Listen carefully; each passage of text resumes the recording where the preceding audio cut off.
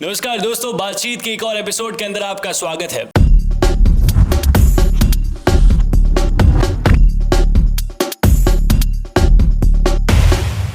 आज हम बात करने वाले हैं जिस तरीके से संभल के अंदर जो हिंसा फैली जा रही है, जो पथराव हो रहा है, जो पुलिस वालों के साथ बदतमीजी करी गई, वहाँ पर जो दूसरा पक्ष वहाँ पर सर्वे करने गया, उसके साथ एक पक्ष की भीड़ ने जिस तरीके से वहाँ पर हंगामे करे गए, सर्वे को होने नहीं दिया गया, उन सभी चीज़ों के बारे में हम बात करने वाले हैं। तो कार्तिक, तुम्हें संभल के बारे में सब कुछ पता है, तो बताइए आपको क्या लगता है ये जो पूरी चीज़ है, क्या ये ऑन स्पॉट डिसाइड की गई? जितने भी पत्थर, जितनी तादाद में पत्थर थे, भीड़ थी, वहाँ पर सब कुछ था, क्या ये ऑन स्पॉट एकदम से हुआ? क्या आगजनी एकदम से बढ़ गई या फिर ये सब कुछ प्री प्लान था? देखिए, सबसे पहले जो है मुद्दा लोकल कोर्ट में गया था और फिर लोकल कोर्ट ने पिछले हफ्ते ट्यूसडे को ये आदेश दिया था कि एक सर्वे होना चाहिए। तो ट्यूसडे को इनिशियल सर्वे कंडक्ट किया गया था, तब कुछ नहीं हुआ था क्योंकि वो चीज़ अचानक हुई थी और वो रात को हुई थी। 1 घंटे तक सर्वे चला था, ठीक है। फिर एक और सेकंड सर्वे की डेट आती है जो कि थी संडे की 24 नवंबर, ठीक है।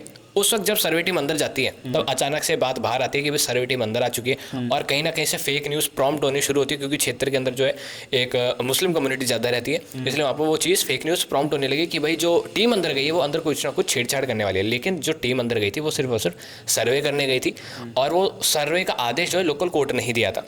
उसके बाद में जो है अचानक से भीड़ आती है, पूरी जो शाही जामा मस्जिद थी उसको घेरती है और टीम को अंदर ही फंसा देती है। पुलिस जो है जवाबी कार्रवाई करती है। पुलिस पहले आप देख सकते हैं कि एक वीडियो वायरल हुई थी जिसके अंदर जो एक एसपी हैं वो चिल्ला चिल्ला के कह रहे हैं कि भाई नेताओं के चक्कर में अपना भविष्य बर्बाद मत करो, आप फटाफट अपने काम से काम रखिए, आप जाइए घर जाइए घर जाइए। नहीं, वो जो भड़काऊ बयान वहाँ के सांसद ने दिए जो समाजवादी पार्टी से आते हैं, जियाउर रहमान, हाँ जियाउर रहमान, जो भड़काऊ बयान उन्होंने दिए वहाँ पर, वो ही मूल कारण निकल कर आ रहा है भीड़ का। क्योंकि आप देखेंगे इस तरीके से उस व्यक्ति ने अपनी अपनी बातें बोली हैं। एक तो कंटेम्प्ट ऑफ कोर्ट उस आदमी पर लगना चाहिए और उसको एक तो ये समझाना चाहिए कि पैलेस ऑफ वर्शिप एक्ट कुछ नहीं होता, प्लेसेस ऑफ वर्शिप एक्ट होता है। उन्होंने बयान दिया। और दूसरी चीज एक और ये समझनी चाहिए कि भाई ये जो मॉन्यूमेंट है ये प्रोटेक्टेड अंडर है the ancient monuments of archaeological sites and remains act 1958, जिसके तहत जो है देश के हर एक व्यक्ति को जानने का अधिकार है कि मॉन्यूमेंट की जानकारी के बारे में, किस मॉन्यूमेंट के पीछे, इस मॉन्यूमेंट का क्या इतिहास था, इर्द गिर्द जितनी भी मॉन्यूमेंट के इर्द गिर्द जितनी भी जानकारी है एक देश के नागरिक को जानने का अधिकार है। और यही ढूंढने के लिए एएसआई की टीम अंदर गई थी और इसी के खिलाफ जियाउर रहमान और इनके इर्द गिर्द के जो लोग हैं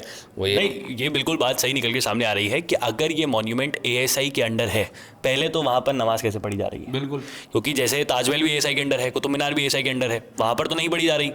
एएसआई ही डिसाइड करती है ना वहाँ पर क्या होगा क्या नहीं होगा। अगर एएसआई ने खुद का वहाँ पर जो कब्जा खो दिया है कि एएसआई वहाँ पर कुछ भी हो रहा है, एएसआई को पता ही नहीं चल रहा है, तो पहले तो एएसआई से ही पूछा जाना चाहिए कि आपने अपना कब्जा वहाँ पर कैसे खो दिया। दूसरी चीज़ भी निकल के सामने आ रही है कि लोगों को लग रहा है कि ये कोई विवादित मुद्दा नहीं है, ये 1-2 हफ्ते के अंदर ये उठाया हुआ मुद्दा है, तो ऐसा बिल्कुल भी नहीं है। ये एक प्रॉपर सालों से चलता आ रहा है विवादित मुद्दा है, क्योंकि ये मंदिर हमारे लिए इंपॉर्टेंट हो जाता है, ये जगह हमारे लिए इंपॉर्टेंट है हिंदुओं के लिए, क्योंकि यहाँ पर भगवान कल्कि का अवतार होने वाला है। यहाँ पर जो मंदिर के जो रिमेन्स बताए जा रहे हैं वो हरिहर मंदिर के बताए जा रहे हैं, जो भगवान विष्णु का मंदिर था, जो पृथ्वीराज सिंह चौहान की टेन्योर में बनाया गया था। इसी के साथ साथ ये जो मंदिर है, अगर मैं आपको इसके हिस्ट्री के अंदर लेके चलूँ ना, तो ये है कि बाबरनामा के अंदर जिसका जो ट्रांसलेशन है बेवरेजेस का, जो सुप्रीम कोर्ट भी मान्यता देता है, जिसको जो राम मंदिर के वर्डिक्ट में भी इस्तेमाल की गई थी, बेवरेजेस का जो ट्रांसलेशन है ना, उसमें भी लिखा हुआ है कि यहाँ पर एक हिंदू मंदिर था जिसको तोड़ के ये सब चीज़ें बनाई गई है।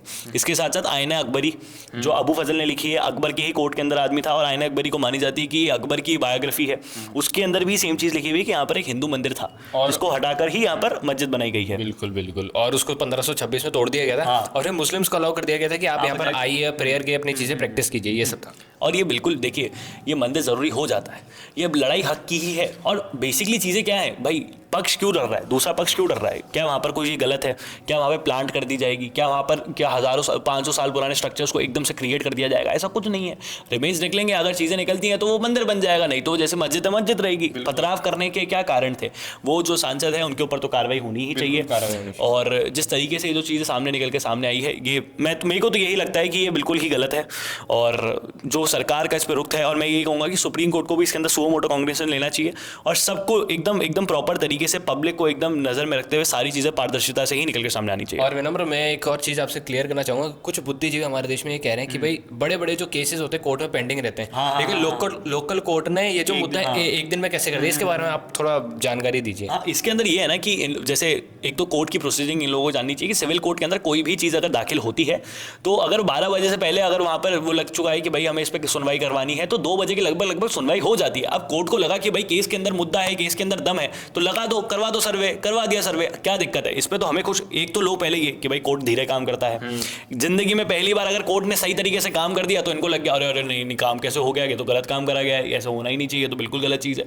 तो ये आपको हमेशा गुमराह करने की कोशिश करेंगे, ये चाहेंगे कि आप हमेशा डर कर रहें और आपके जब भी कोई चीज़ सही देश में सही हो रही हो तो इनका नैरेटिव उसके अंदर चले। आप कोई भी इतिहासकार उठाकर देख लीजिए, जितने भी है वामपंथी पैरासाइट इतिहासकार हैं, इन्होंने जितनी भी चीज़ें इस देश के अंदर लिखी हैं इतिहास के अंदर, वहाँ पर सारी चीज़ें लिखी हुई है। वहाँ बोला गया है कि भाई भारत के अंदर खाली ज़मीन थी लेकिन फिर भी वहाँ पर मुगल शासक जो आए उन्होंने मंदिरों को तोड़कर उसके ऊपर ही मस्जिद बनाई। इसमें कुछ गलत नहीं है और सारी चीज़ें कोर्ट को मद्देनजर रखते हुए ही ली जा रही है ना। ऐसा थोड़ी है कि भाई मन किया विष्णु शंकर जैन का और बोला भाई आज तो मेरा मन कर रहा है, भाई आज ये मस्जिद अच्छी लग रही है इसके नीचे ये, चलो मैं सर्वे करने जा रहा हूँ, ऐसा नहीं है ना। वो आदमी भी जो हिंदू पक्ष की तरफ से वकील है, वो एक तो उसको पहले तो उनको प्रोटेक्शन मिलनी चाहिए, प्रॉपर प्रोटेक्शन मिलनी चाहिए।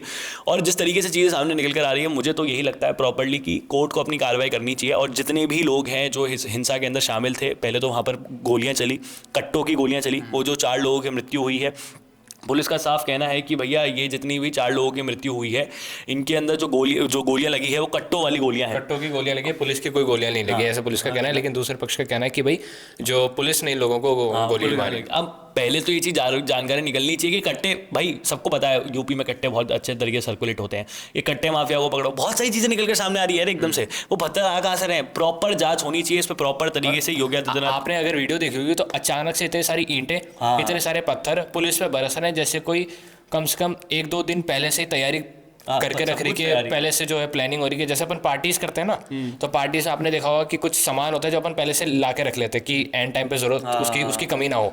उसी तरीके से वहाँ पर पत्थर इकट्ठे कर रखे थे। नहीं, यही तरीका है और इस पर हम फॉलो अप अपडेट आपके लिए लेकर आते रहेंगे। खैर हम तो हमेशा पॉजिटिव अपडेट ही आपके लिए लेकर आना चाहते हैं और हम आपसे भी अपील करेंगे कि किसी भी आगजनी में मत पड़िए, किसी भी दंगे के अंदर मत पड़िए। ये दंगा कभी भी हिंदू मुसलमान का है ही नहीं, जो वहाँ पर पथराव हुआ है वो पुलिस यानी प्रशासन और वर्सेस वहाँ पर जो लोकल भीड़ रहती है उनके बीच हुआ है। आप इसको हिंदू मुसलमान मत बनाइए। मैं आपको फिर कह रहा हूँ, ये हिंदू मुसलमान का कभी था ही नहीं। जो चीज़ है कोर्ट फैसला करेगा, क्या वहाँ पर मंदिर बनेगा या फिर वो मस्जिद एज इट इज़ रहेगी, वो सब कुछ कोर्ट फैसला करेगा। यहाँ पर यूट्यूब पर हम स्क्रीन के सामने, कैमरा के सामने बैठकर बोल रहे हैं, हम नहीं फैसला करेंगे, ना ही कोई और फैसला करेगा। इसका फैसला कोर्ट करेगा और कोर्ट सबूतों से चलती है और किसी के इमोशन से नहीं। आपकी क्या राय है नीचे कॉमेंट बॉक्स में लिख के जरूर बताइएगा। इस वीडियो को शेयर करें, ज़्यादा लोगों तक पहुँचाएं। जय हिंद, जय भारत, भारत माता की जय, और हाँ, पानी बचाएं।